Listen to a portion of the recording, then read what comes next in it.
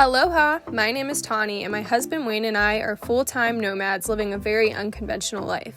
If you're new to our channel, we sold our house and left our 9-to-5 jobs in April of 2021 when we moved into our travel trailer and started traveling across the mainland, before getting called down to Hawaii at the end of June.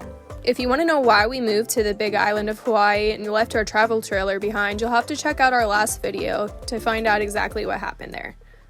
So we lived on the southern part of the Big Island for 2 months, and during that time we explored around the whole island several times. There are so many beaches to choose from on this tropical island, so we wanted to share some of our favorites. These are 7 beaches we think you must visit if you're on the Big Island for a limited amount of time. In an attempt to do this logically, we are going to start in the Kona area because if you're going to visit the Big Island, that is most likely where you will land. From there, we will head north and then east, making a loop around the island.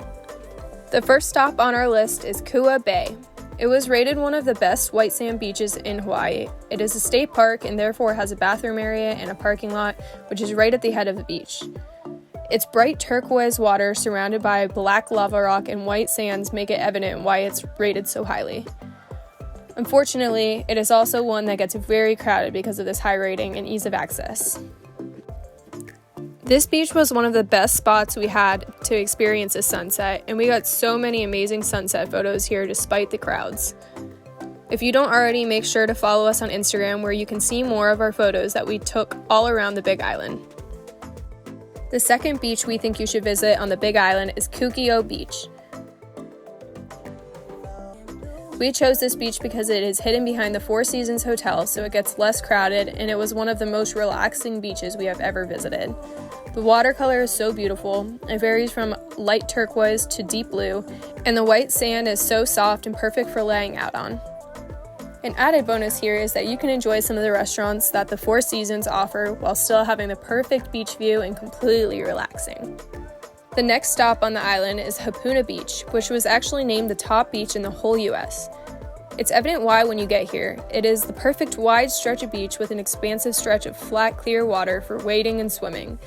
Unlike many of the beaches in Hawaii, this one has very small waves that allow you to swim and enjoy without being too cautious of rip currents.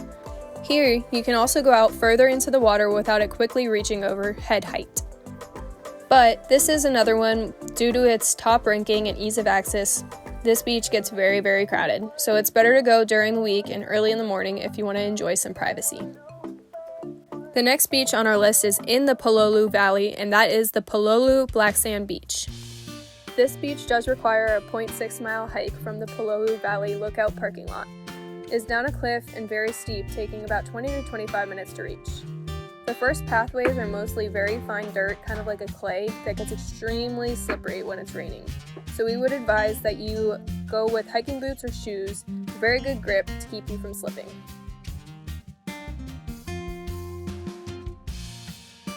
We made the mistake of trying to go down there with sneakers on a rainy morning when we were up there one day, and we had to very carefully not slide down.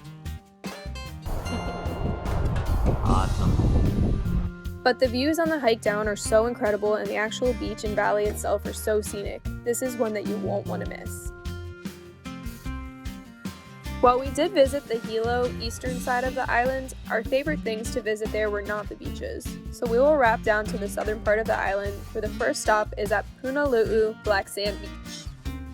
This black sand beach has truly black sand. This is also a really popular spot for turtles to come up on the beach and rest in the sun.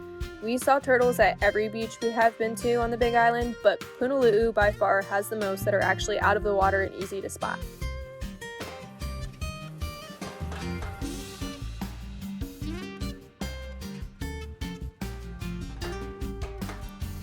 We particularly loved visiting at sunrise before the crowd comes in, and while it is still pure, serene, and beautiful nature. It is such a great place to spend some time. One of the magical things about the Big Island is the variety in beaches and sand color. The next one on our list is Papakolea Green Sand Beach, and it is another one of those must-sees that you just won't experience anywhere else. It's one of 4 green sand beaches in the world, and while the sand is not a vibrant green, it does have a very unique color. But for us, the real beauty here is the incredible rock formation that the beach area is carved into, as well as the perfect turquoise color of the water in the area. However, this beach cannot be driven to using a rental car or anything but four-wheel drive, but even if you have a four-wheel drive, it's not something you should attempt on your own. It is a 5.5-mile round-trip hike or ride from the parking area to the actual beach, but there are locals who offer rides down and back for $20. We decided to hike it, which we don't regret, but anytime we decide to do a hike, it's a lot more work than the average beachgoer because of all the camera equipment we bring along with us. If you want a relaxing beach day, we suggest you take a ride down, but if you like to get some exercise and want a little adventure, the hike is relatively flat and not too difficult. The last beach on our list is Pohue Bay. While we absolutely love this beach and thoroughly enjoyed its big crashing waves and secluded shore, it was the hardest one to get to. Unfortunately, due to the nature of the trail to get to the beach, we cannot share the details of how to get there. But we'll say, if you are thoroughly motivated to get there, do your own research online and determine for yourself if you think it's worth the risks.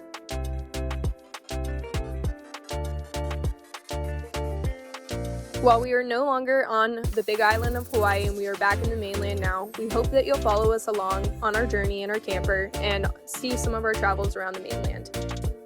Thank you.